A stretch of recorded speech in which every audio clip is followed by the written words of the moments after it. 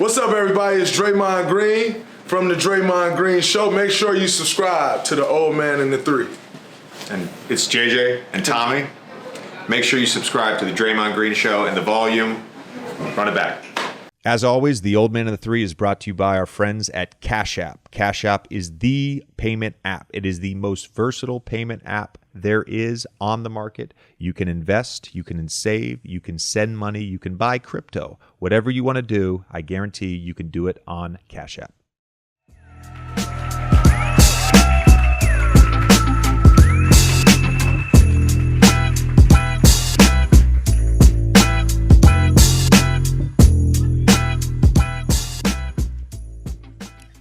Hello, hello, hello. Welcome to a very special and also very last minute collaboration between the Old Man of the Three and the Draymond Green Show.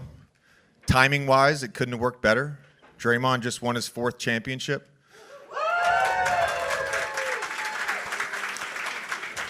He's also got arguably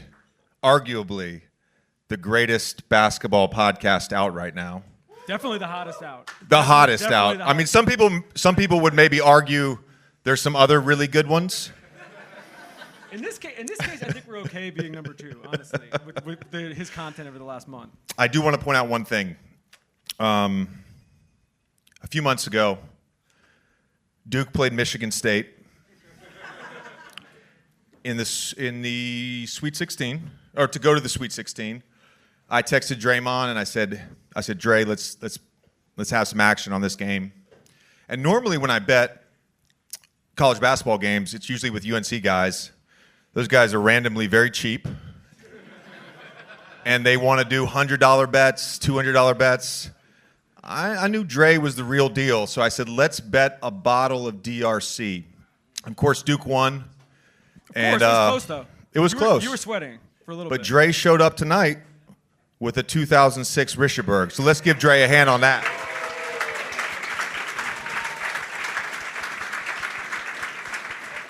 The man pays his debts.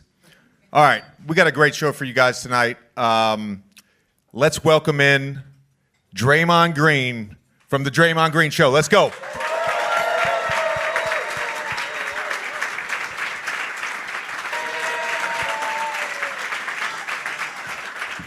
Dramatic entrance. Hello, everyone.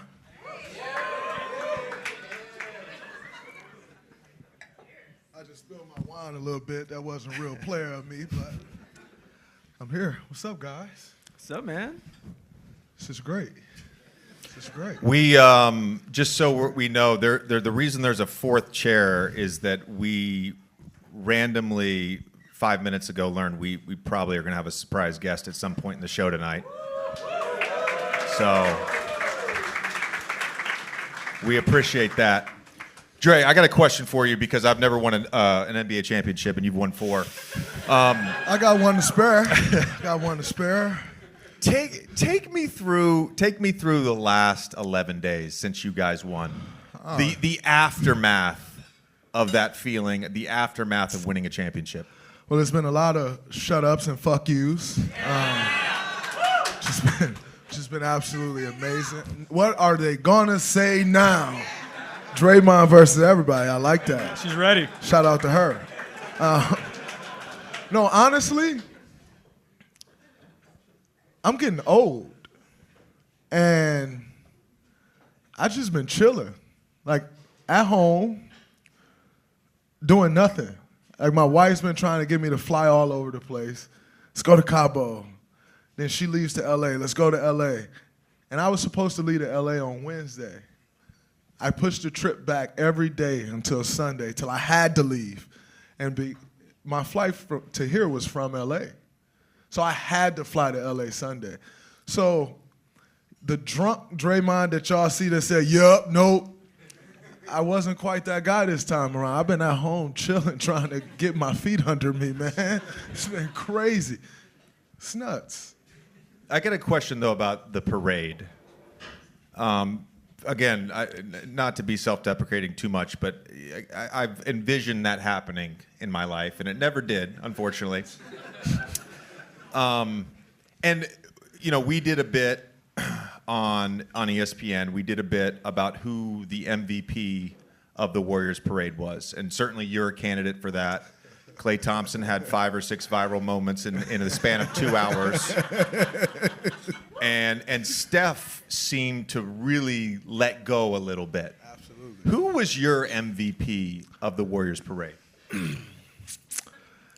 It definitely wasn't me. I mean, I've had my moments and I've had my parades that I owned. It wasn't that one. I have to go co-MVP for Steph and Klay. And here's why.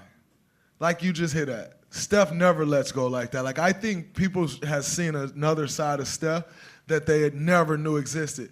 And it's great to me because I've seen this side of Steph like for years. And to see him like outwardly own everybody and outwardly own his situation. Normally he quietly does it. You saw the celebration after the ring. I read the lips. We know what he said. Or not after the ring when we was about to get the ring. It was just a totally different Steph. And then you got Klay, who, I mean, the guy completely tackles some woman. And the boat. And the boat, yeah. On the way to tackle the woman, he loses his hat in the water. He loses his championship ring. And the reality is that kind of sums up Klay. Like, he'll lose his head if it's not attached to his shoulders. But like, that's Klay. Like, Klay's the guy who will wake up for practice late, look at the clock like, I'm already late, I'm just not going. Like, and so to see those two guys in that element, like surprise, surprise, I was cussing everyone out. Surprise, like who? But you didn't expect that from, I expected that from Klay, but you didn't expect that really from those two guys. And like I said, when he tripped over the thing, the reason that's the moment of the parade, because if he does not hit that woman, he's fucked up. No, there's like, all right, somebody help me out. On the street, there's like these little vents, they all, yeah, so they got him in San Francisco in the middle of the street. He's on that. Like, he's about to fall on that, and then he hits this woman and crush her, and she fall on it. So, that had to be the time of the parade. I got to go co-MVP for Steph and Klay. I have to. Speaking for yourself, did you have a favorite fuck you? My favorite fuck you was my daughter sitting on the side of the float like that was my favorite during the parade. My favorite since the parade and all of this is Skip Bayless. Everybody agree? Like, fucking guy sucks. No. My favorite after parade was the podcast yesterday. I called Jackson. Jackson's fucking on vacation somewhere. And I'm like, Jackson, I called him, I text him on like Thursday or Friday. I'm like, Jackson, we really need to do a podcast. Now, mind you, Jackson's been hitting me up since Sunday. Jackson, I can't think straight. I just won a championship. You probably shouldn't hit me on Sunday. It's even before the parade, just getting back from Vegas. But nonetheless, so then I finally hit Jackson back on Thursday or Friday. I'm like, Jackson, we really need to do a podcast. And he's like, I think it'll be cool if we just do it on Monday at the show. And I'm like, yeah, Jackson, I kind of have a lot of shit to say, and I really need to do this podcast. He's like, yeah, but I'm kind of on vacation. Like, all right. So we did the podcast yesterday morning. And it was I thought it was amazing. I hope everyone else thought it was amazing. But to absolutely destroy Skip Bayless, I never see the rebuttal, but I'm sure he was as shitty as he was when Stephen A. just crushed him last week. He looked like he was about to cry when he's responding to Stephen A. But the reality is, the reason you should believe Stephen A., number one, is a real guy, and I'm not just saying it, 'cause that's my guy. But Shannon actually saved the guy when he went to the next network. So when Stephen A. comes out and say, no, this show was suffering and I came on and saved it, you'd be a fool not to believe that because the show was suffering and Shannon came on and saved it. So I enjoyed that more than anything. He wanted to throw it out. You got to take them punches if you're going to dish them, brother. One thing to note is Stephen A. said all this stuff about Skip Bayless on the Old Man and Three. I just wanted to make that. Hey, now. I just wanted to make that. Hey, point. now. Stephen A. had also said some similar things on different interviews. And by the way, we will at some point over the next hour touch on new media. Absolutely. I don't want to go there quite yet. You mentioned Steph as the co-MVP, and I want to kind of go there.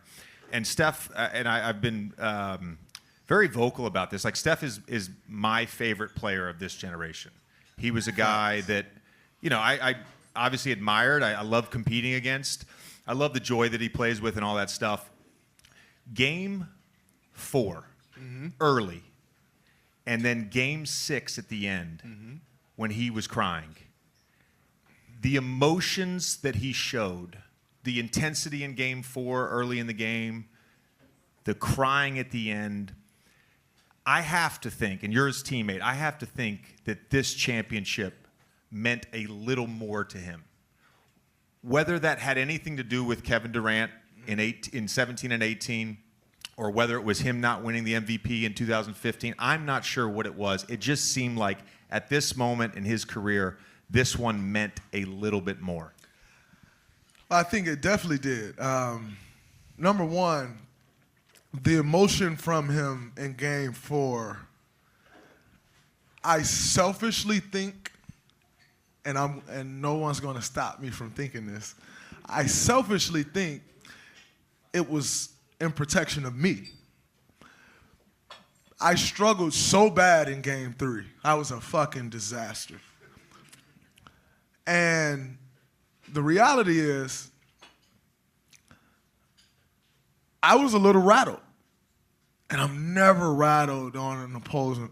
I was a little, because it was just unexpected. Like, you expect the boos. You expect, people screaming at you and yelling. But I never expected 21,000 people to be yelling, "Fuck you, Draymond." Like, and then you're running down the court, and on the sideline it's "Fuck you, bitch." And I'm like, whoa, like, these guys are short of saying everything except the N-word almost. It's like, and so I was a little thrown off by it, on top of I was struggling playing. And so what you dive into is you're struggling playing. Is your game. But I couldn't really dive into that. I was struggling. And so I'm like, wow. And I think he visibly saw that. And so I think the emotion coming out Game 4, I told him at the end of Game 4, for all the people that say Steph and Klay carried you to a championship, great, thanks. I got 4 of them. But at the end of Game 4, on the court, I said thank you, because they were going to fucking destroy me. Like, I appreciate it. And he's like, nah, you know what's up. Like, this is what it is. And so now fast forward into Game 6 and the overall feeling for him. Listen, we know the day and age we live in. We know how important the media is.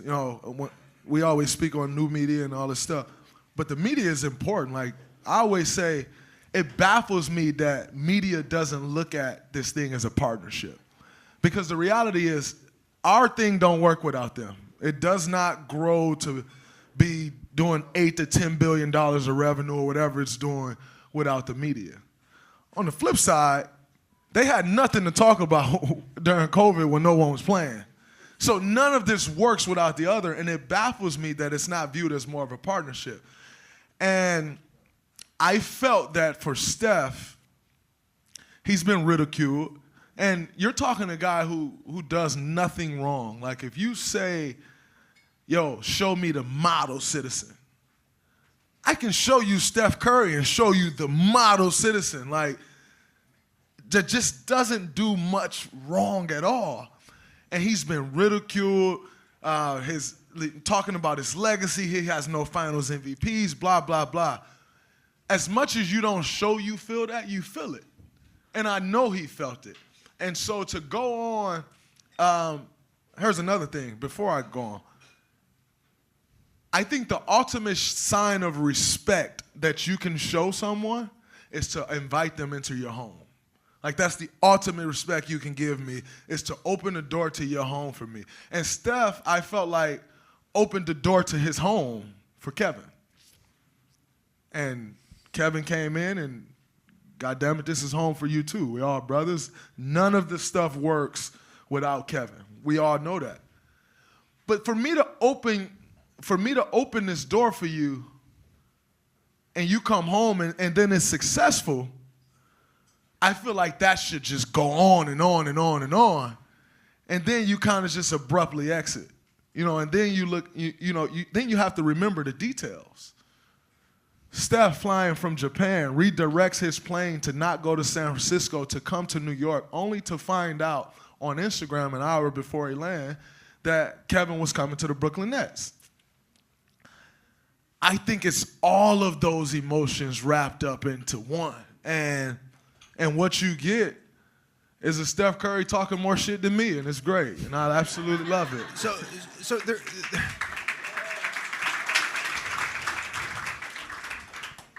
there's two parts to this, that partnership, right? There's all the things you talked about with Steph, and for Steph Curry fans, Golden State Warriors fans, I think the fact that he hadn't won a Finals MVP, despite the fact that, I say this all the time, he's the only guy that has been 25, 5-5 for the Finals winning team and not won MVP. He did that 3 times prior to this year. So he's been great in the Finals. Absolutely. So some of that was because of LeBron's performance in 15, obviously Iggy being great in that series, starring in his role, but not being the guy. Absolutely. And because of that, those 4 votes that went to LeBron, like they didn't go to Steph or whatever.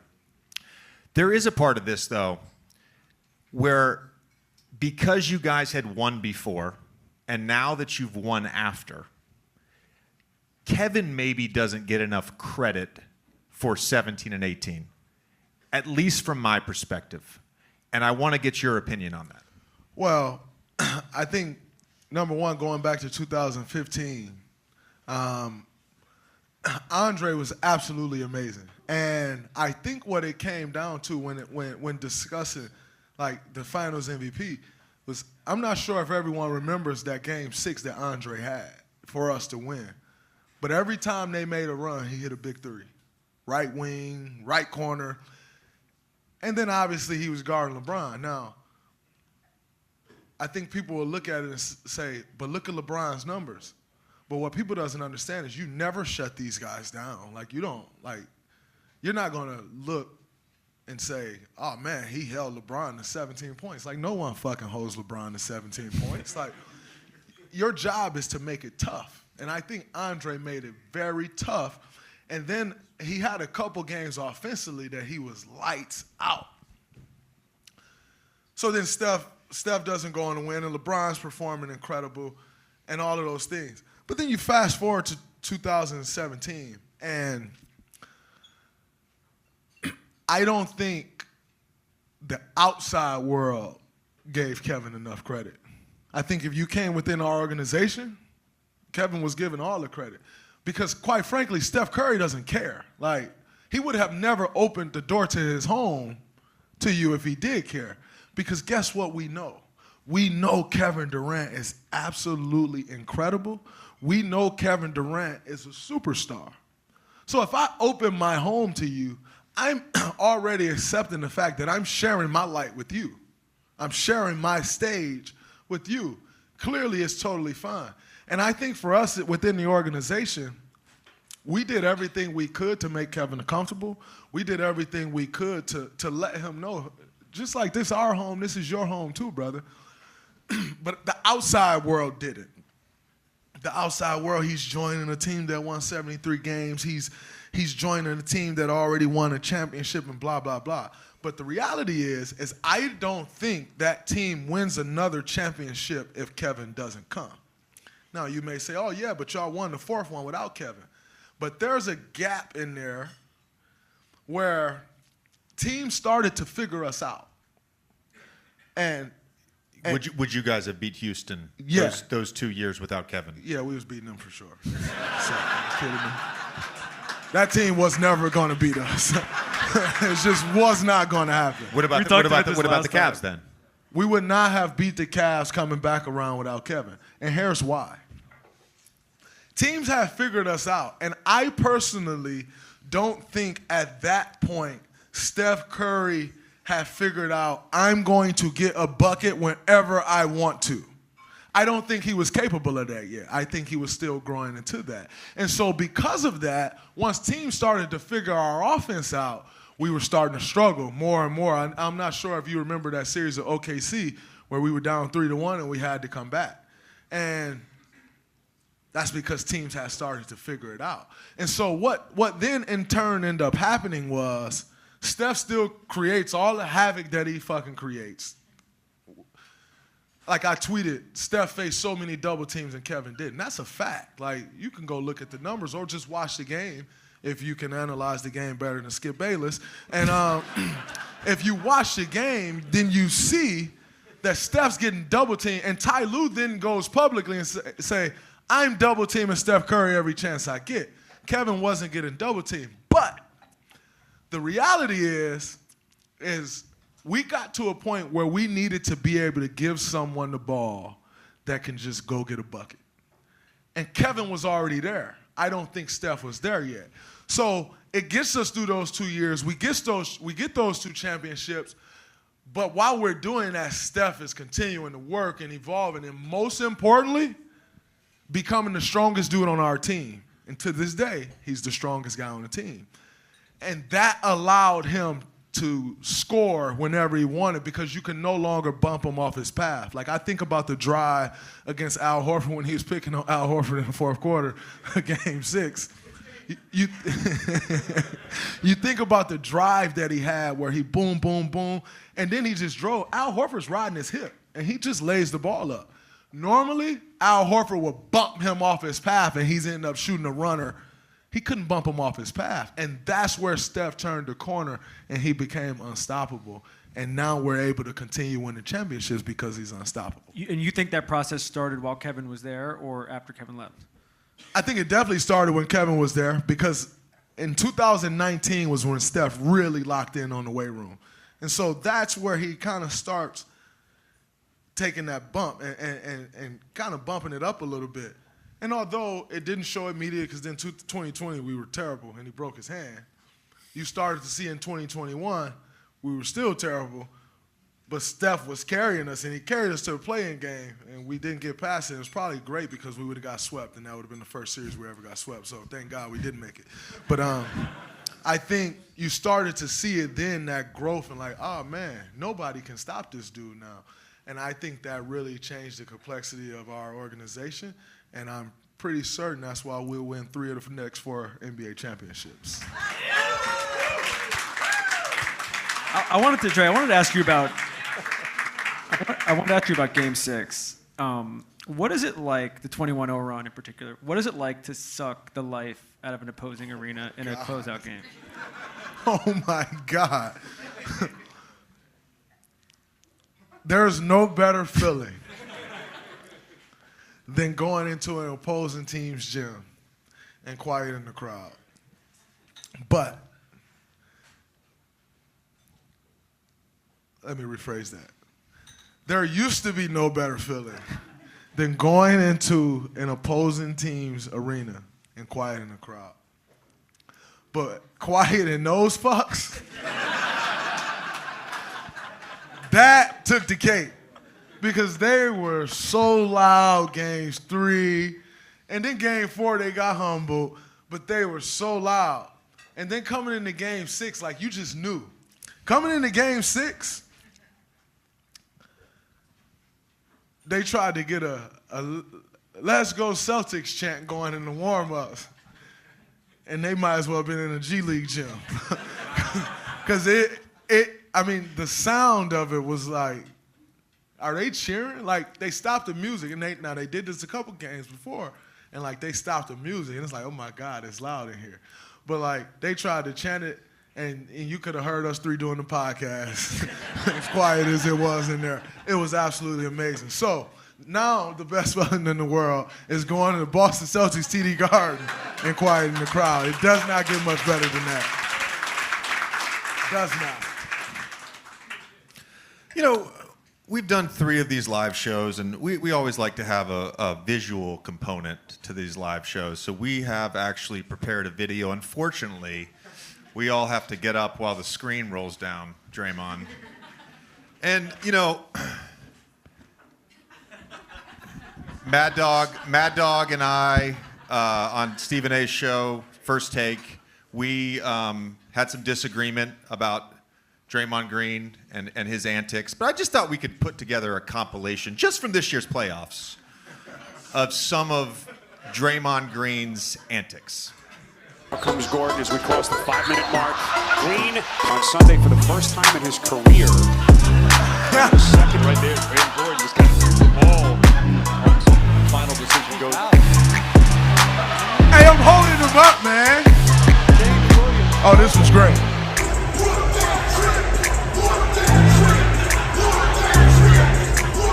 Big fuck you. Fouls here on Bullock.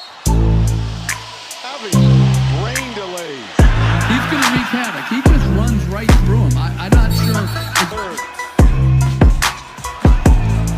I'm not giving it to Kevin Durant. What a fight this series is.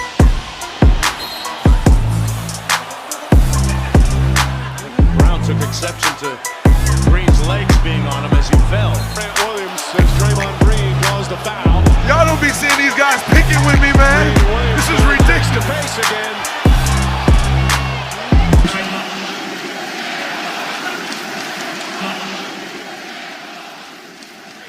That's incredible, right? It's amazing.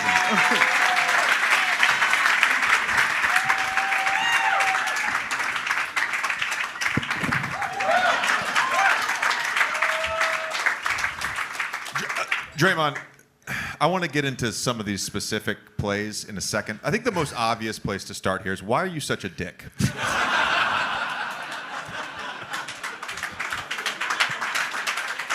Well,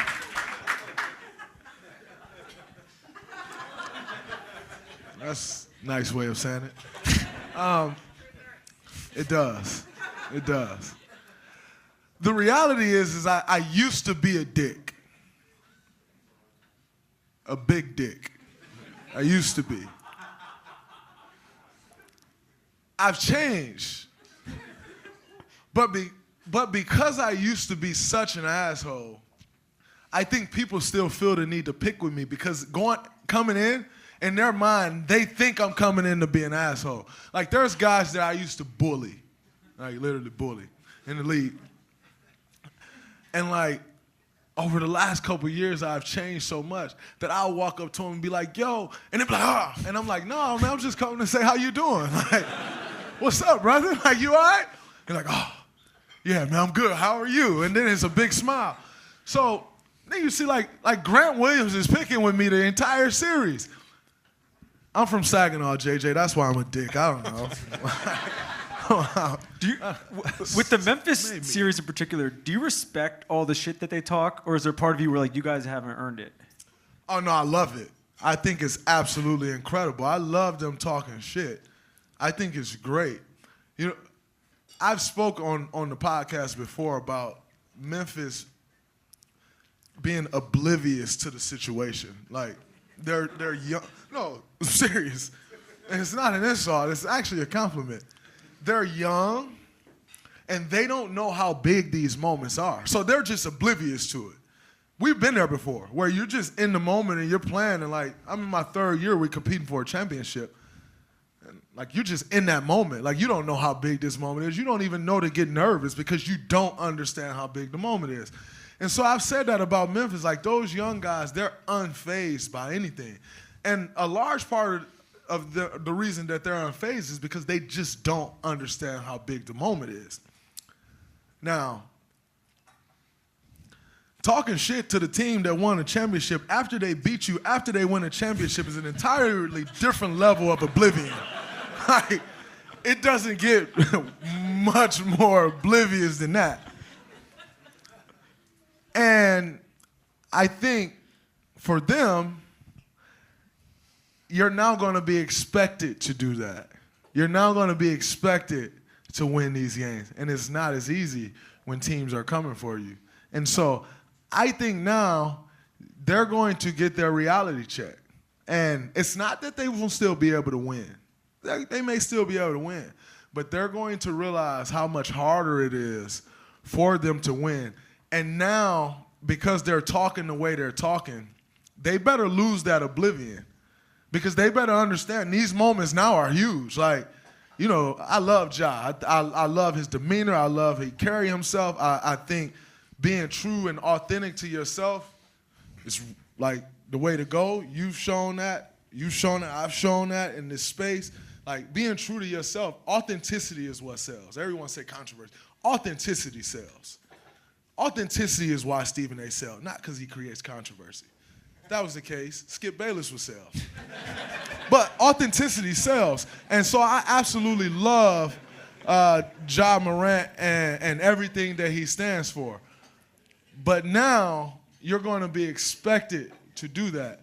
And don't go out there oblivious. You better understand these moments, because you go out there talking about, to show you the level of oblivion, by the way. Ja told me on Twitter, yeah, bring them to the M for Christmas. Fuck no. Nobody's coming to Memphis for Christmas, number one. But number two, the champs don't travel for Christmas. And I know everybody, you know, when you tweet, I said shout out to LJ. Like, Bron changed that rule years ago, where you win the championship, you play at home. So maybe we'll see them kids in the Bay for Christmas Day. I'll invite them over for dinner. They can have dinner with me and my family after we beat them on Christmas Day, if that game happens. I said this a few times during the playoffs while they were still playing. So through the first round, through the second round. Not in the same way, but like eerily similar in some ways to our 09 Magic team that made the finals. It's like the first time a group goes through something and like has the capability to win a conference, to get to the finals, it's hard to gauge them and assess them in real time. Mm-hmm. And then, of course, you know, they lose to you guys. Hey, there go Mr. Iguodala. Hey, there we go. On black people time, just like here. E.T. is here too. E.T., what's up, man? E.T., what's up, man? Point Forward podcast. I know, Point Forward podcast. But it's hard to gauge them in real time, right? And then, of course, they lose to you guys. But when you look towards next year, sort of like you said you're going to win 3 of the next 4. Great for you. I hope you do. But when you look forward in the Western Conference and you think about threats, where do you see threats?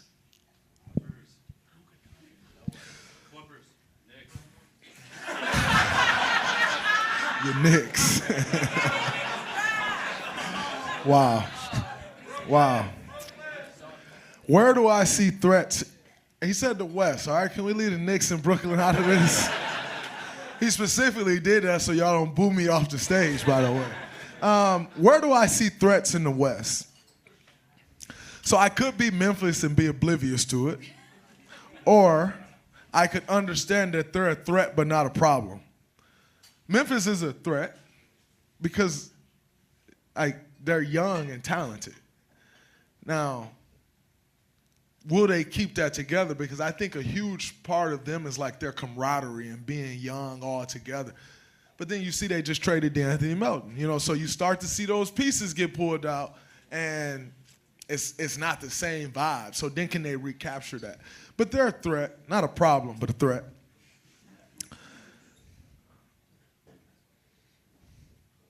The Clippers got Ty Lue as their coach, who I arguably is arguably, I mean, I have a great coach myself, Steve Kerr. But for the sake of the old media debates, Ty Lue is arguably one of the best coaches in the NBA. Arguably the best. You know, someone can make that argument. And then they have great players, Kawhi Leonard, Paul George, the guys that they're filling in around him with. You go pull a trade off and get Robert Covington. Norman Powell, and you already have Marcus Morris there and Reggie Jackson. They're a real threat. Batum probably will re-sign there. Like, that's a real threat and a problem. Like, they're a threat and a problem. But other than that, were you surprised? Were you surprised Dallas got there? I'm sorry. Dallas is a threat because they have one of the best players to play. Yeah. And when you have, like, by all means, don't get it twisted. There were a lot of reasons we won the finals, but we had the best player on the court every series we played in. So your chances of winning goes through the roof. In most series that Luka Doncic plays in, he's going to be the best player on the floor. So because of that, you'll always give yourself a chance. And then they got Nico Harrison, who, I mean, you and I both know how Nike negotiate, and that was Nico negotiating those contracts. So they got Nico doing the job with Jay Kidd, and I think their secret ingredient to their thing is Jared Dudley. Jared Dudley is one of the smartest guys that I've been around when it comes to basketball. And you know, Duz is very smart. So I think that's their secret ingredient. So Dallas is a threat. Can't quite say they're a problem yet, but they are 100% a big threat. Memphis is a little threat. Dallas is a big threat. I want to actually go back for a second because I did have a question about those videos. When you're on the ground, why do you try to pull people's pants down? You know, there's a legit reason. I want you to explain it. It's the same reason I got kicked out of the fucking NBA Finals. No man is just going to step and stand over me. I'm sorry. I have a kid watching at home. My kids at most games. But, like, how am I supposed to explain to DJ, Daddy, why is that dude standing over you while you land on the ground? Like, because, like, I can't explain that. But what I can explain is why I'm pulling up on him. So because he's standing on, I can explain that. You know, I don't want my two daughters seeing a guy standing over me. I can't respect that. And so why do I pull the shorts is because my core isn't tight enough to just get myself up. So I use the shorts to get me up. Leverage. Yeah, You need I use leverage. the shorts to get me up. But I'll tell you what about pulling shorts. When Jaylen Brown went in the media and said he's trying to pull my shorts down, I knew I took his heart. And not that I'll have it next year. I got to regain it next year and next time we play him. But I knew for the rest of that series I had him because you know you're standing over me, and you're going to go to the media and say he was trying to pull my shorts down. Like, come on, bro, you standing over me. Like, own it. Like I tell all these, stand on that. You got to stand on business. And when he said, oh, turn your alarm off, man. We're pretty cool. We are pretty cool. When he said he's trying to pull my, it's two things that Jaylen Brown went to the media and said. And one thing these young guys are going to learn, like, hey, man, you better pay attention to what you say because somebody else is watching. He said he tried to pull my shorts down. I said, yep, I got him. It reminded me a lot of, you remember the clip of Alonzo Mourning and Dennis Rodman's talking to him, and Alonzo like, this motherfucker is crazy. When he said that, I said, oh, yeah, I got him. But another thing he said, and I sent it to our team, he said, we are not afraid of the Golden State Warriors. I sent it to our team in a group chat and said, we are afraid of the Golden State Warriors because nobody asked you, are y'all afraid of us? Why the fuck are you talking about that? He's like, we are not afraid of them. We'll do this and we'll do that. I knew at that point, I'm like, yep, this is baby food and this is over and we're going to walk on out of here with a championship. So to answer your question, I answered your question. I pull up on the shorts because I got no other way of getting up. And I can't just lay there. And like, imagine if I was trying to get up like this while the guy standing over. It's all over, and that's how I got to get up. So I pull myself up, and it works. It works. It looks worse in slow-mo. It honestly does. Now, it looks worse in slow-mo. Well, one thing we are certain of is the NBA definitely reacts to social media. And so y'all make sure y'all blast that clip of me saying I got bad core and I'm pulling up on the shorts to get myself up. So when it happens next year, they won't suspend me. Be great. My second question about that video, very specifically, when you fouled Jaylen Brown and you decided to move your legs to the right and rest them on his shoulders instead of just naturally going to the left. It seemed like you decided at the beginning of game 2 that you were just going to be an asshole that night. And I want, because I actually have said this on ESPN, on the podcast. It seemed like after game 1, you guys lose. You didn't play particularly well. You admitted that on the podcast. Going into game 2, you were like, I'm just going to wreak havoc no matter what.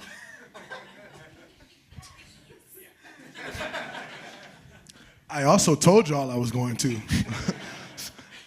I was shocked at the reaction of everyone after game 2. Because I told y'all, what they say, they're watching your podcast and taking clues. Well, damn it, I told y'all I was going to act the ass going into game 2 because I was awful in game 1. The reality is that I wasn't really awful. But, you know, I drove that, and so I'll take that. But I told y'all, like, I was soft. We were soft. We let them come into our house and get a win. We hadn't lost at home. I felt like I could go out there and bully them a little bit. And sure enough, I was. And I hear their coach on the sideline yelling, "Stop talking to him. Why are y'all talking to him? Just stop. Leave him alone. Don't get into that with him." And I said, you know what? I need to do more. And everybody's like, slow down. You're going to get ejected. I told my mom, I said, Mom, and my fiance, by the way, I blame my game 3 performance on them. They dogged me after that game. Like, why are you like this? It's ridiculous. You need to carry yourself better, blah, blah, blah. And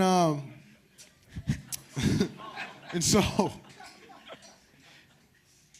I knew that, I told my mom, I said, Mom, we are better off with me getting ejected and causing a bunch of havoc than we are me just going out there and playing soft and going through the game and me staying in the game. Because if I get ejected on that type of time, our team can win. I got benched in game 4. We still won. Like, our team can win, but I'm going to make sure I get them on that type of time. And so for me, it was like, I'm going to just go in and I'm going to create this mindset of just totally disrespect these dudes and destroy them. And if I can create their mindset, whether I get ejected or not, we're better than them. They're going to just keep this going, and we'll win this game whether I get thrown out or not. So that was how I felt, and I rolled with it. And I mean, I don't think I deserved to get kicked out, though, which most people said I did, but it is what it is. Did you think it was easier at all because these guys had not been there before versus like when you're playing the Cavs and they know what you're about to do? Well, it's easier because we're not playing LeBron James. Like,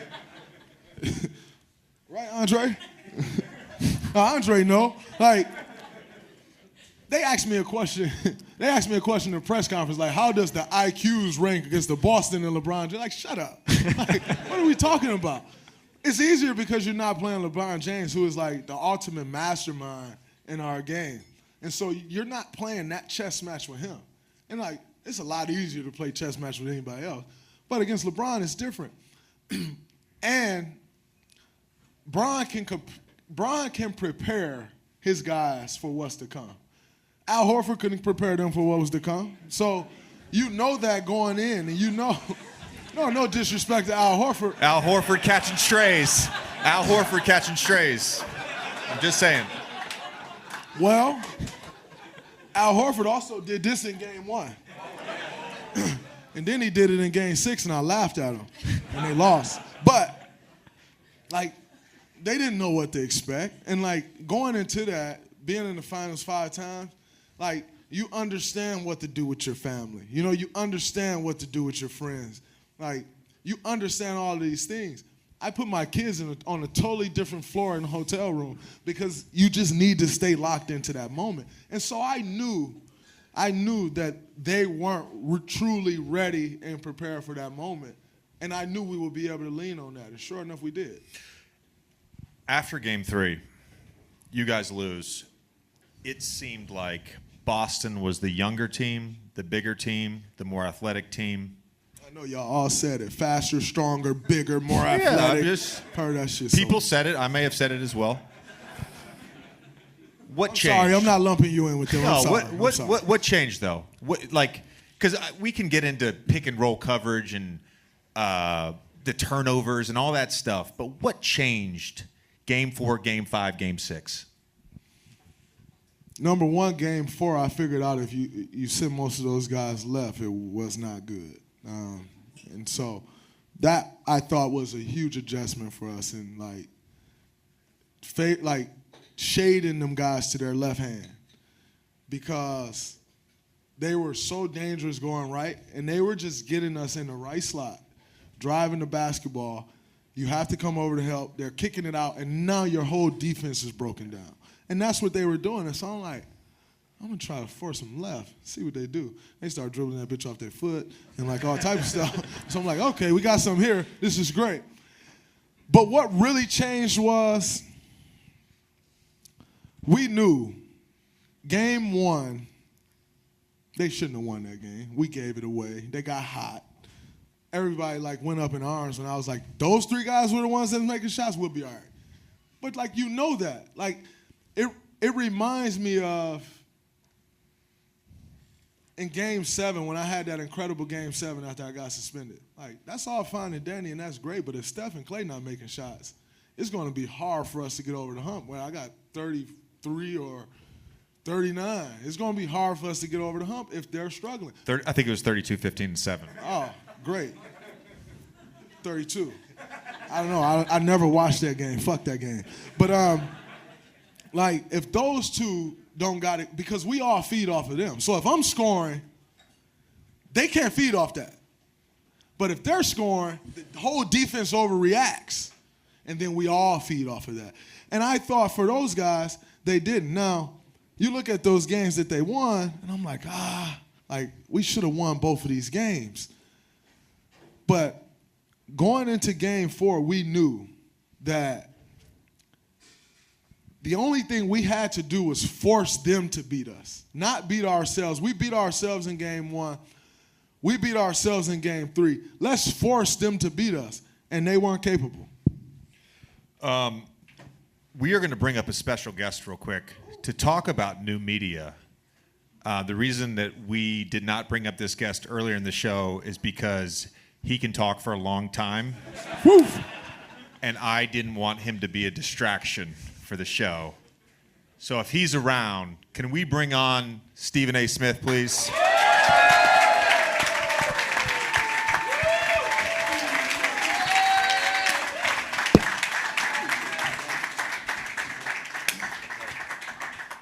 This is about to get good.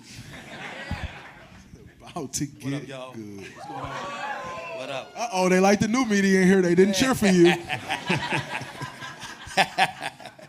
I think, you know what? I'm going to be honest with you guys. I think that Stephen A. deserves a better applause than that. Let's give this man some love. Let's give him some love. Absolutely. I appreciate it, but I thought that first applause was good enough. I was good with it. Before we get to the new media, is there anything that Draymond has said so far that you disagree with? What? See, here's the thing. Draymond's my dude, man. He listen. I don't have to agree with him. I agree with him most of the time. I truly do. When he talk about my man Skip Bayless, we slightly disagree with that. But as I've told Skip on several occasions, and Skip ain't scared to eat it, just because that's my man. He's the one that brought me on First Take. I'm always had some love for him, but that don't mean I agree with everything that he says. And so when a player claps back at him the way Russell Westbrook did the other day or whatever, or Draymond did or others have done, you got to handle that. And that's one of the things that, I've often told people on First Take, this is a place for authenticity. You cannot talk about people and then get sensitive when they talk about you. Now, you can address what they say. That's entirely different than trying to address who they are. Right. And so I'm very, very specific about that. And honestly, that's one of the things that I truly respect about you. And I get pissed off when media start talking about all this other shit, punching guys in the face and all this other stuff.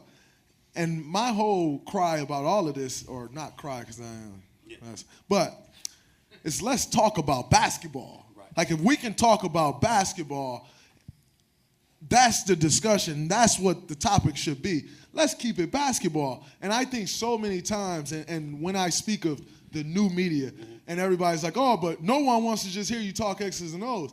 It's not just X's and O's, but it's a way you go about your business. It's a mindset of how you go about your business. And it's the reason that on the podcast I said, Stephen A., you kind of part of the new media too. He got me there. You know, there's some stuff that you do. I was personally shocked. He put you as part of the new media. I was shocked. Oh, for sure. You don't know me that well, JJ. The reality is, and I'm not just saying this because you sat here, because I've said it when you're not sitting here. You tell the truth. Good, bad, or indifferent, whether you like the truth or not, you tell the truth. Now, he do get to doing some of that old media stuff sometimes, and we have to get on him about that. But there's a real appreciation for how you go about your business. And most importantly, what I appreciate and what I don't appreciate quite about others is there's not much authenticity to others, but you're authentic. And I appreciate that. And I applaud that. I appreciate you, man. Thank you. I would say this. He got me there, because he was like, Steve, my friend, you part of the new media too. And then he broke down the definition of new media, and I was like, damn, he's right. He's got a point. He got me there because, you got a lot of folks in media, and one of the things that I try to encourage folks is, listen, I played college ball and I got injured, but even if I was 100% healthy, I couldn't shine y'all shoes. That's just a fact, okay? I wasn't going to get to the NBA. I wasn't good enough, damn it, period. There are things that pro athletes know that we don't know because y'all experience it. You're in the locker room. You know what goes on. What I try to do is make sure you know, as I told you, JJ, it's not that I know what you know. It's that I know enough because I've been reporting on the game for decades to say, wait a minute, there's more to this story. You gonna give it to me or not? That's the key. The problem is you got too many people in media that want to act like they know what you know. Facts. No, you can't compete with dudes that are actually doing it. What you can do is say, covering the sport and giving you an overview, following it, reporting on it, cultivating resources, being given intel, learning what you learn. Okay, this is what I know. This is what I've heard. What you got to say about that? See, when you do that, then y'all have nowhere to go. Now, when you talk about, where I would get on Draymond about is when Cedric Maxwell, for example, said what he said about him. Cedric Maxwell is a former player, right? And I don't think Cedric was saying, hey, he would have punched you in the face. He was talking about the culture that existed in the 80s. Now, the media will bring that up. Now, if the media sits up there and says they would do it or that should happen to you, that's crossing the line. Absolutely. But if they said, well, back in the day, the way that they played, that would have happened, you got guys that would take it as if the media is saying that's what they would do. And I'm like, well, if you're going to be critical, listen to what, not that you didn't do that because you did listen, but you got a lot of cats that they don't listen. They'll read the headline. You didn't read the article. You didn't watch the clip. Your boys came up to you, family members, whomever, and they come up to you saying, I can't tell you how many times somebody came at me and I was like, did you see what I said? Did you hear it? Did you appreciate it in context? Because you want context when we talking about you. What about context when you coming back at me? And so, but the key is not to run. See, where you lose is when you never go to the games, when you never talk to the athletes, when you never talk to the coaches, the executives, or anybody, and then you just want to go out there and run your mouth. I pride myself in not being hard to find. Anybody who's ever worked with me knows the only reason you don't see me in the locker room is because, damn it, they got me to do many shows. And I just don't have the time to get to, and the only place I have time to get to is the Knicks, and I'll be damned if I'm going to the Knicks game for so much. I'm not going to let them depress me any more than they already have. Stephen A., I appreciate you trying to be self-deprecating about your basketball skill, but let's acknowledge you once made 17 threes in a row. And you know, when Winston-Salem State brought me down, that's how I got my scholarship. I drilled 17 threes in a row and never made a damn jump shot since. But that day, I was all world. Show up in the moment. It got me a full scholarship. Draymond, just for everybody here, and obviously, you know, people who are going to listen to our podcast this week and see our videos on YouTube, and you beautifully explain new media, and I have the quote on my phone, but I would like you to just kind of explain, because I said this on your show. He did. 10 days ago. I said I would love for Draymond to explain what new media is. Can you explain what it is? 100%. Most people think, and I know that was kind of the perception of the media as well. When I first started saying, like, by the way, the leader of the new media is JJ Redick, just so y'all know. It's not me. This guy on TV every day holding it down. So I got a lot of appreciation for JJ. But He picked against you, but go ahead. no, that's totally fine.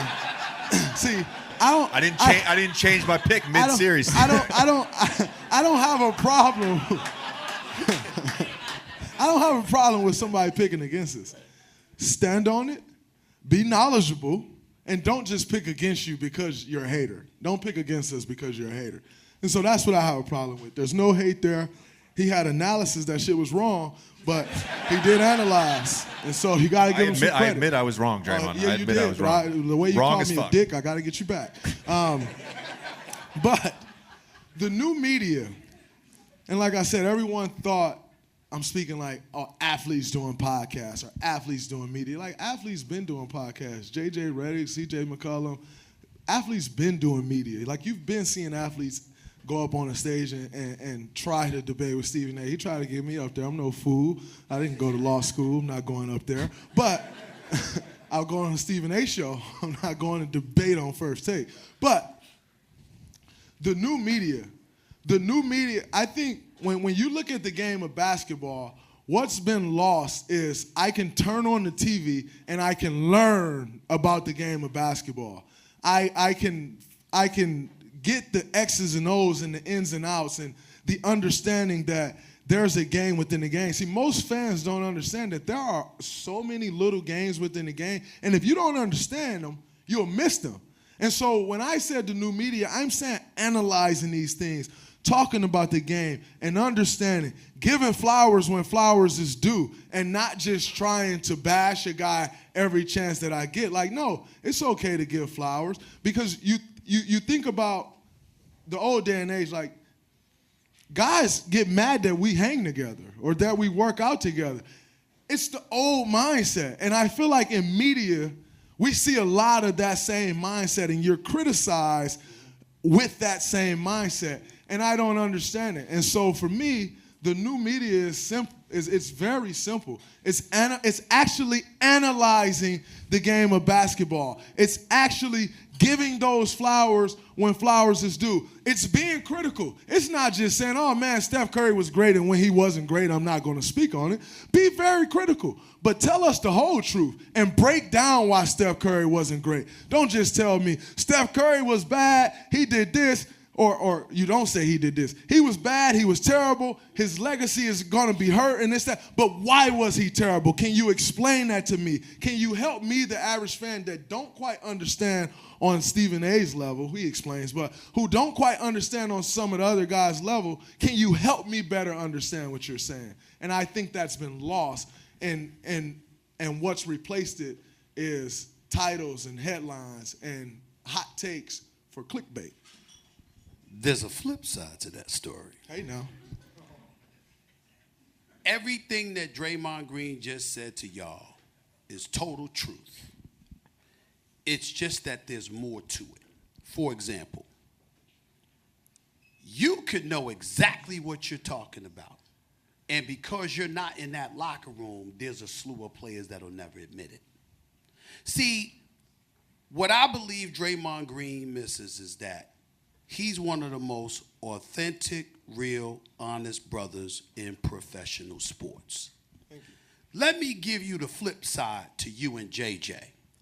JJ is an honest dude, a brilliant mind. Absolutely. Brilliant. I didn't pay either of these He did not pay me. He did not pay me to that. say He did these not pay nice me. things I'm about me. I giving want to him be clear on I'm that. giving him that for free. So much so I can tell you right now, there are people who absolutely positively love the ground that JJ walks on. And then there are people that despise him when they watch him on television because they think he's just so arrogant. And I'm going like this. He's incredibly knowledgeable. He knows it, and he's not apologizing for it. I love it. It works for First Take. It works for television. Why would I want him to be any different? But here's the thing. Draymond is all the things that I mentioned, plus outspoken. JJ's the kind of person that, depending on his mood, on a particular day, he'll explain. And on another day, I don't feel like talking to your ignorant ass.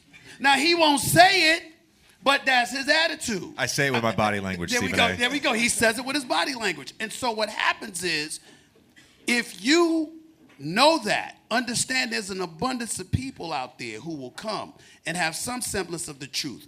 But if they're not in that locker room with you, and then everyone they walk into ain't Draymond. And so where do you go from there? You're talking about the game. You've talked to the coach. You've talked to other players. You've talked to an executive. You've watched with your own two eyes. You lean on your level of knowledge from years of watching the sport, and you deduce this opinion. If everyone was like Draymond, Draymond would have, his point would be unimpeachable. The problem is most dudes ain't. And so as a result of it, now you've got the other stuff to lean on. Then there's another point. You do have dudes who paved the way for the Reddicks, the Draymonds, and others. Absolutely. They will never admit they pick up the phone or they text and they call Stephen A. and various others, hold them accountable. Say this, say that. Don't let them off the hook. You wouldn't have let us off the hook. Come on now, there's a standard here, blah, blah, blah, blah, blah. So then we sound old school, but what somebody like me, speaking solely for myself in this particular situation, I'm letting the modern day player know, this is what they're saying about you. I'm not telling you who. I'm not even saying they're saying it, but I'm looking at y'all like, where the hell you think I get this from? Why the hell would I bring up something from 1985? Why would I bring up something from 1990? That's 30 years ago. Why would I do that? I want y'all to know, listen, there's a standard. When they go and they talk to the league, when they go and they talk to other owners, when they go and they talk to other executives and coaches and scouts and player developmental guys and all of this other stuff, they're saying these things about y'all. And a lot of times, I'd say 90% of the time, it's people within the same locker room, people within the same organization. And so when Snoop Dogg came on my radio show one day, because Snoop Dogg and I have talked on many occasions, obviously, he was like, you ain't selling out, you looking out. That's what he was saying. He's like, you tipping them off about what they did. I was doing a commercial with Beast Mode, Marshawn Lynch. And he was like, yo, man, I didn't know you were this cool. I didn't know. Because I said to him, I'm telling y'all, and I don't have everybody's number, and I don't have time to call everybody, but if I say it, I got it from somewhere. And so what I appreciate is guys like him who are smart enough to know, yeah, he's doing his homework, but people calling and people saying this stuff, he ain't just blowing smoke, because you can read between the lines. And outside of that, again, when you talk about new media, all of that comes with it. Because, see, for me, I love the fact that y'all got podcasts. I love the fact that y'all are making noise. I love the fact that y'all are resonating. But you know what I love most? The fact that y'all ain't scared to talk to somebody like me. In other words, let's get it on. Yes, you got something on your mind? JJ will look me dead in my face. I don't know what the hell you talking about. This makes no sense whatsoever. I'll see you at 10 o'clock. Let's go. That's the way it's supposed to be. And then we end the segment. We smile, give each other a hug, see you tomorrow. That's the way it's supposed to be. Dray, at what point in your career did you start to figure this out? I think I started to figure it out probably like 5 years ago. And I know there's kind of this conception of like, Draymond's outspoken, he'll say whatever. But sometimes it takes me a while to come around to things too, and like to let those things out. And that's why I held them in for so long, but that's kind of the same reason why you're seeing this huge eruption now, because I've held these thoughts in for so long. And for me personally, in starting to try the media thing out, I'm like, there's a certain way that I want to do it, because there's a certain thing that I will want to watch on TV that you can't get much of on TV today. And so there's a certain way that I want to do it. And I've tried to stick to that and follow that game plan, but most importantly, it's just being authentic to myself. And where I would challenge Stephen A. and what he just said is, You guys are getting a free episode of First Take, by the way. Maybe not free because you bought a ticket, but this is the bonus episode. Where I would challenge Stephen A. is those guys, and we won't go deep into this today. We'll go deep into this another time. But those guys who's calling from the 80s and guy who played in 85 and 90s those are the same guys that say the league is soft today and it's way softer than it was and not as physical. And like, what's softer is the cause. The players didn't get softer. We didn't stop battling. We didn't stop being physical. What's softer is you pull a little jersey with your pinky and it's a flagrant foul and you're kicked out of a game. Like, that's what's softer. And so you have these guys from the 85 and 90s, Cedric Maxwell, who's like, oh, he get punched in the face. And what did I say? But y'all weren't really punching people in the face like that. Like, they act like they was out there fighting like hockey. And they weren't. And so for me, yes, they are calling you, giving you that intel. But it's like exactly what I said in the beginning. Their mindsets are totally different. And I respect those guys. They did pave the way. I appreciate all of them. Like, I'm all for those guys. But their mindsets are totally different. And we're not leaning on their mindset, though. What we're saying is they said it, but what we're really leaning on is how the league has basically enforced a whole bunch of stuff that has made the game soft. Yeah, that's where I disagree with you on this. And Draymond and I talked about this earlier. I told you this 2 weeks ago. Yeah, you did. I spent 2 hours one day, 3 hours another day, 4 hours another day. I watched 81 Game 4 finals. I watched 87 Game 6 finals. I watched 93 Game 4 finals when Jordan had 55. Like, I watched this shit every minute of the YouTube game. The game is not more physical. Fouls were more physical. You were allowed to get away with harder fouls. The game is not more physical. I didn't disagree with you about that. I was talking about the fouls. No, but people bring up hand checking. Like, people don't even know. You couldn't hand check in a scoring area. Yeah. You could hand check from free throw line to free throw line. Yeah. And it wasn't like you could have your hand on a guy for 6 seconds. It was a touch. No disagreement. Let me say this, and I'm not switching subject because this is your show, but I'm dying to touch on this with Draymond and you here. And you here, especially you, because you brought this up. Getting flashbacks to 7:30 a.m. on a Monday morning on a Zoom call with Stephen A. and the producers. This is hilarious.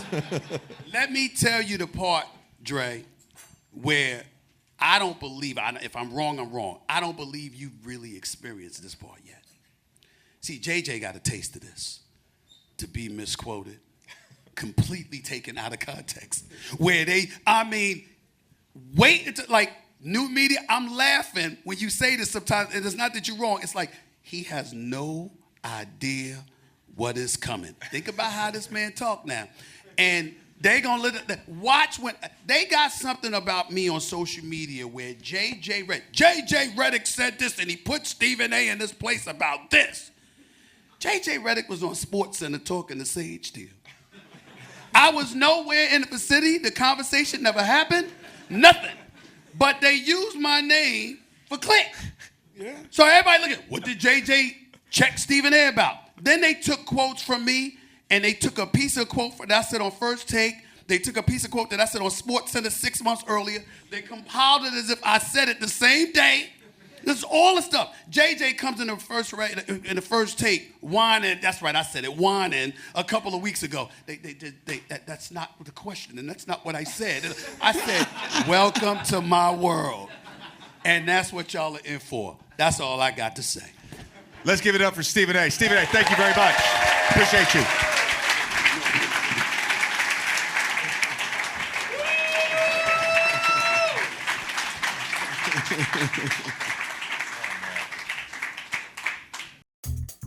Hey y'all, summer is here and that's great news. But along with this great season does come a few pitfalls, most notably sticky summer heat. But there's a way to beat that sticky, sweaty feeling, and that's with Tommy John.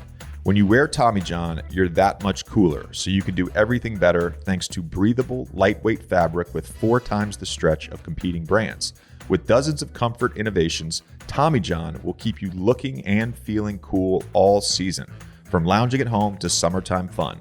That's why Tommy John doesn't have customers. They have fanatics. With over 17 million pairs sold, people love Tommy John underwear and loungewear. Plus, there's no risk because you're covered with Tommy John's best pair you'll ever wear, or it's free guarantee. Wearing Tommy John really does make a difference. I've been in some sweltering heat, and these clothes just keep you cool and comfortable. So be prepared and look great. Celebrate the 4th of July in cooling comfort and shop TommyJohn.com/JJ right now for 20% off your first order. Get 20% off right now at TommyJohn.com/JJ. TommyJohn.com/JJ. See site for details. Let's be honest, the past couple years have been tough, especially for small businesses. We've been presented a unique set of problems, and the businesses who are thriving right now are the ones who are forward-thinking. Well, Podium helps your small business stay ahead of the curve with modern messaging tools that make it easier for your customers to connect with your business. Think about it. Nobody likes trying to get in touch with a business. It's a total hassle. That's true. A lot of people hate calling a business and would rather just send a quick message. Podium allows you to do just that. From healthcare providers to plumbers, over 100,000 businesses are texting with customers through Podium. Customers love the convenience. Businesses love the results. Here's some examples. One car dealer sold a $50,000 truck in just 4 text messages. A dentist sent out payment requests through text and received 70% of their outstanding collections in just 2 weeks. It's a game changer. See how Podium can grow your business. Watch a demo today at podium.com/oldman. That's Podium, Podium, podium.com/oldman. Podium. Let's grow. That was great. Steven, I mean, It's the best. entertainer. Dre, I want to ask you about, it's still ongoing. And so it's tough to talk about. And by the way, part of media in general is this legacy narrative discourse. And I think there's a difference between legacy and narrative, and we can talk about that or whatever. But I wanted to ask you about the Warriors' legacy, the Big Three's legacy, Steph's legacy. When you guys won Game 5, you passed Tim Duncan, Manu Ginobili, Tony Parker, winningest All-NBA trio in finals history since whatever, I'm not terrible at math, 50 years, whatever it was. Yeah. Of course, you won Game 6, now have 4 chips together. While you're in it, do you think about your legacy? Do you think about Steph's legacy and Klay's legacy? I think there are times that you sit back and have conversations with people, and it'll come up like, oh, man, like, wow. You start thinking about it. But when you're in it, it's nearly impossible to appreciate it, you know. And I think one thing that's changed for me over doing it this time as opposed to before is I've tried to make sure that I appreciate this one a little bit more. In large part due to I now know it cannot happen again. You know, you go to the finals for 5 years straight, win 3 of them. Probably could have won 5, but nonetheless, win 3 of them. And you just start to think that this is going to happen every year. Like, we'll be back here next year. Like, I've dubbed it the Dubs Invitational, Warriors Invitational. But you really believe that, like, we'll be back here next year, no problem. And to go from the NBA Finals to win 15 games, there's a reality that sets in is that this is not guaranteed, and there's a lot of work that goes into getting here. And so I've tried to appreciate this one a lot more. But a large part of me feels like the moment you start overly appreciating it, you'll never get back there. And so I try to keep my appreciation for it to a minimum. And I know most people say, nah, man, you got to enjoy the moment. Like, no, I'll enjoy it when I'm 40 or 50 or 60. But the risk that I'm not willing to take is overly enjoying it right now and never feeling this again. Like, it's too great of a feeling to do anything that could possibly hinder me from experiencing that again. When you talk about some of your teammates, guys like Wiggins, for example, and the impact the organization had on them, is that something? Thank you, Draymond. This is the present. Sorry to cut you off, Tommy. Just so y'all know, I brought this bottle for JJ. Duke beat my Spartans this year, and we bet a bottle of DRC. And I'm always rolling with my Spartans. We wasn't that good, but I still bet. It was close, though. We were talking about it. It was close because time is up. That's what he do. I love Coach K. Don't take it personal, JJ. We want to gold medal together. Oh, that was a heavy pour. That was a great pour. JJ. So with guys like Wiggins, for example, but Jordan's another example as a young guy, is that something you can see right away with the organization, them shaping them into being championship level contributors rather than what Andrew was doing before this or where Jordan was before this? No, you don't. Quite frankly, they sent Jordan Poole down to the G League bubble last year, and he was kind of on his way out of the NBA. And so, you see all the tendency and in Jordan's defense, he walked into a shitty situation. He walked into me trying to be the top leader when Andre left, and I had no idea how to be a vet. He walked into Klay totally being away from the team and rehabbing, and then Steph totally being away from the team and rehabbing. And so the roster that we had, that's the situation that he walked into. No one speaks about that. But he's on his way out.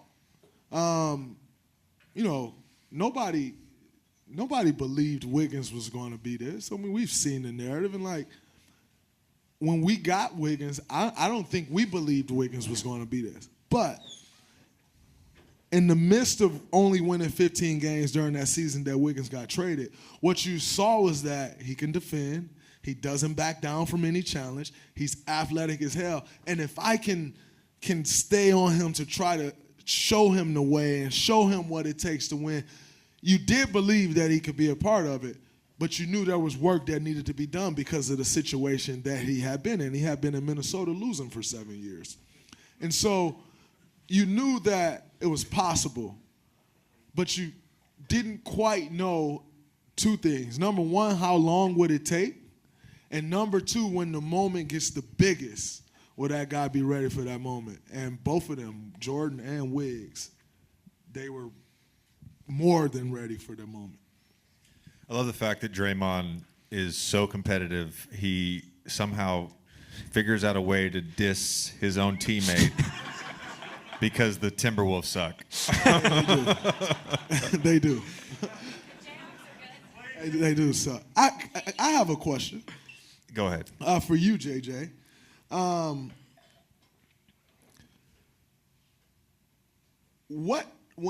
I feel like you've gone on First Take. You've been on Get Up.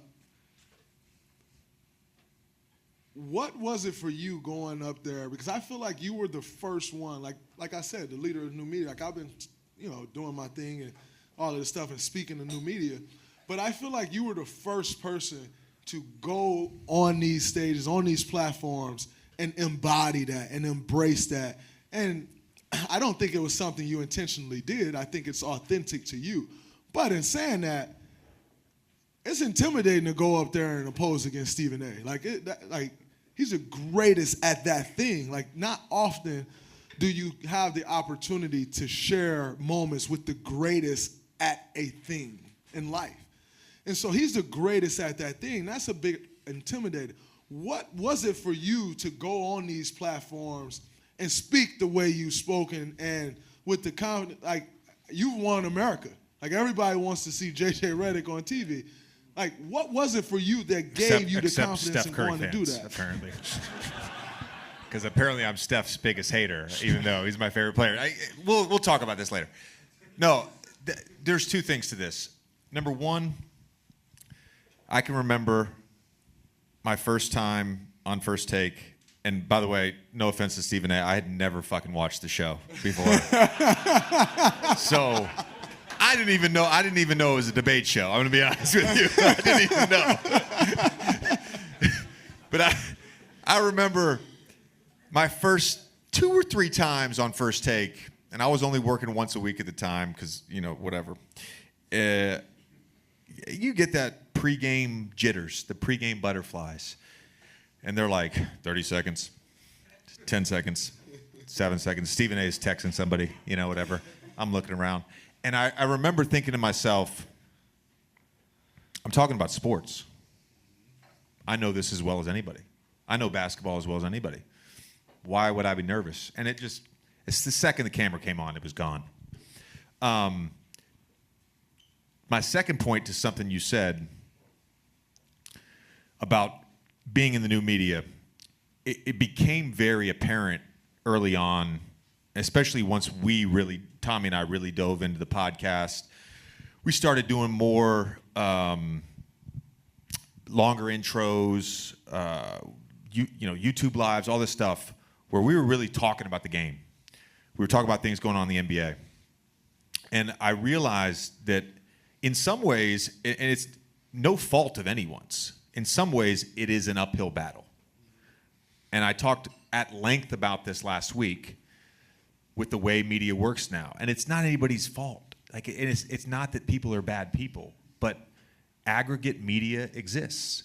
And whoever runs those accounts and whoever runs those companies, like, they're okay with being grifters. And that's fine. Like, morally, that's fine for them. But they are. They're stealing shit.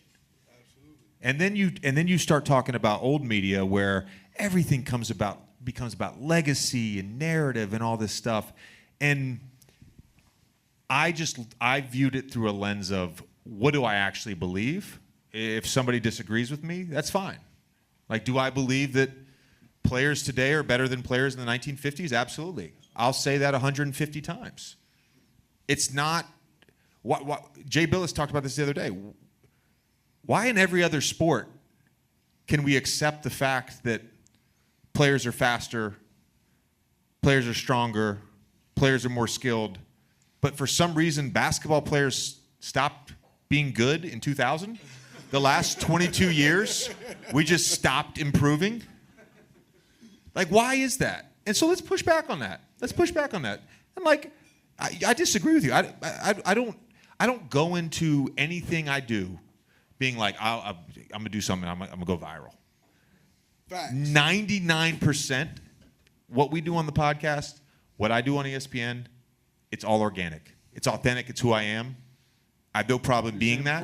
And if people disagree with that, and that's why I've talked about that about you. And if people disagree with that, it's fine. But I like to point it out. It's one of the most amazing things about your podcast is you get up there after a game for an hour, 10 minutes, and you just talk. And it's just you. And we were talking about this before. It's Tommy, so hard to do. Tommy, it's so fucking hard to do. Tommy, that's a great point. Do you like to hear yourself talk? I'll be 100% honest with y'all. I've never listened to a single podcast I've done. Not one. I'll listen to little clips. I'll listen to clips just to see how I sound. And like, do I need to sound better? Is there something that I need to clean up? So I'll listen to a couple clips. But I absolutely hate hearing myself talk like on a podcast or on an interview, because my voice, like how I hear my voice right now, it don't sound like. And I'll watch a video and like, who the fuck is that talking? Like, that's not how I hear myself talking right now. My voice sounds totally different than what y'all are listening to, and to me. And so I absolutely hate hearing myself talk, but I love talking. It's a weird thing. It's a very weird thing. The only person that I know who actually likes the sound of their voice is Stephen A. Smith. I mean, we got 3 NBA guys over there that all have, at different point in times, have had their podcasts. They can attest. They don't like to hear their own voice. It's just Stephen A. Smith. Josh, what's up, brother? Yeah, Josh is here. Y'all, you have been an amazing audience. We appreciate you. Thank you, Draymond. Thank you, Tommy. Thank you, Stephen A. Smith. We appreciate you. Appreciate you guys. Thank you. Thank y'all. Much love.